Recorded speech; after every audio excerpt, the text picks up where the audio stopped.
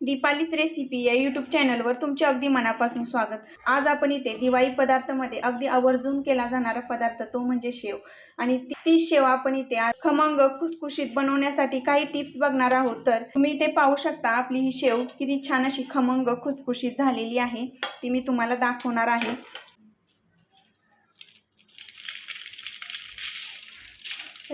असे छान छान नवनवीन व्हिडिओ बघण्यासाठी जर तुम्ही चॅनलला सबस्क्राइब केले नसेल तर चॅनलला सबस्क्राइब करा। लसूण शेव बनवण्यासाठी मी हे अर्धा किलो बेसन घेतलेलं आहे। हे बेसन मी आता चाळून घेणार आहे। अशा प्रकारे हे चाळून घ्यायचं आहे। अशा प्रकारे हे मी चाळून घेत आहे आणि ह्या ज्या गाठी राहिलेल्या आहेत या चमच्याने अशा फोडत राहायचं आहे चाळत चाळत।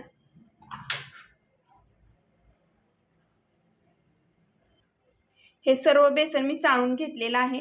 एका मिक्सरच्या भांड्यामध्ये एक 10 ते 15 लसूणच्या पाकळ्या, 2 चमचे जिरे पावडर, इथे जिरे पावडरच्या ऐवजी तुम्ही जिरे जरी वापरलं तरी चालेल, 1 छोटा चमचा ओवा, 2 छोटे चम्मच हळद, शेव छान तिखट होण्यासाठी 2 चमचे लाल मिरची पावडर टाकून घेणार आहे आणि अर्धा किलो बेसनसाठी मी या साईजचे 2 चमचे मीठ टाकून घेणार आहे। आता याच्यामध्ये थोडंसं पाणी घालून हे मिक्सरला बारीक पेस्ट करून घ्यायची आहे। आता ही वाटून घेतलेली प्युरी एका चाळणीने चाळून घ्यायची आहे अशी बेसनमध्ये आणि चमच्याच्या साहाय्याने हे मिक्स करायचे आहे।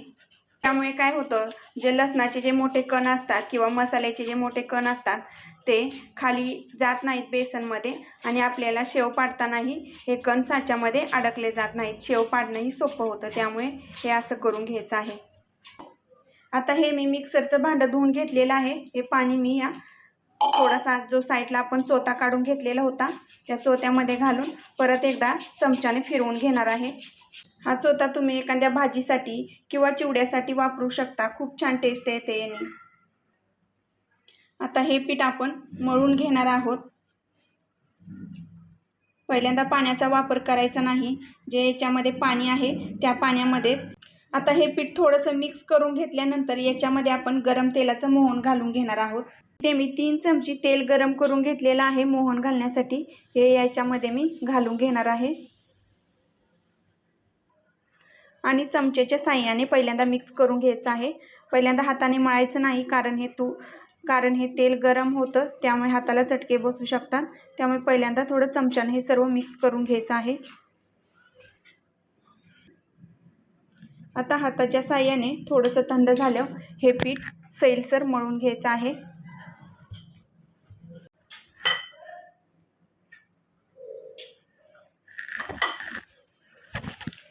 आपल्याला शेव खुसखुशीत बनवायची आहे, त्यामुळे पीठ मळताना थोडंसं सैलसरच मळून घ्यायचं आहे। बेसन पीठ चिकट असतं त्यामुळे त्याच्यामध्ये गाठी राहत असतात, त्यामुळे बेसन पीठ मळताना चांगलं मळून घ्यायचं आहे, गाठी बिलकुल राहू द्यायच्या नाहीत। अशा प्रकारे या पिठाची मी कन्सिस्टन्सी ठेवलेली आहे, तुम्ही पाहू शकता। हे आपलं पीठ शेव बनवण्यासाठी परफेक्ट तयार झालेलं आहे। मी अशा प्रकारे इथे ह्या सोऱ्या घेतलेल्या आहे, याच्यामध्ये घालण्यासाठी मी 2 नंबरची चकती घेतलेली आहे, याच्यामध्ये मी घालून घेणार आहे आणि आतून थोडंसं तेल लावून ग्रीस करून घेणार आहे। त्यामुळे कसं आपली शेव बनवताना चिकटणार नाही आणि गाठीही होणार नाही। आता मी या साच्यामध्ये हे शेवसाठी तयार करून घेतलेलं पीठ जे आहे ते भरून घेणार आहे।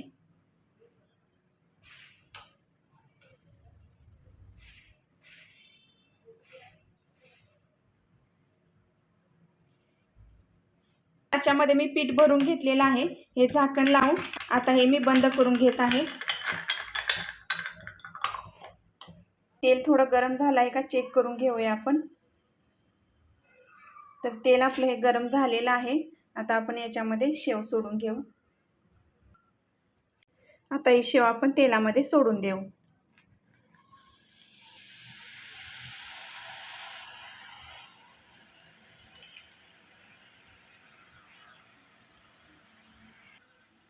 आता हे वरचे बुडबुडे जोपर्यंत खाली बसत नाहीत तोपर्यंत ही शेव पलटी करायची नाही, मीडियम गॅसवरच ही शेव तळून घ्यायची आहे। आणि शेव तळताना कायम साईडून मध्ये तळत यायचं आहे, त्याच्यामुळे त्याच्या ज्या पाकळ्या असतात साईडच्या त्या सुटल्या जात नाहीत तेलामध्ये. तुम्ही पाहू शकता याचे बुडबुडे थोडे खाली बसलेले आहेत. आता मी पलटी करून घेते.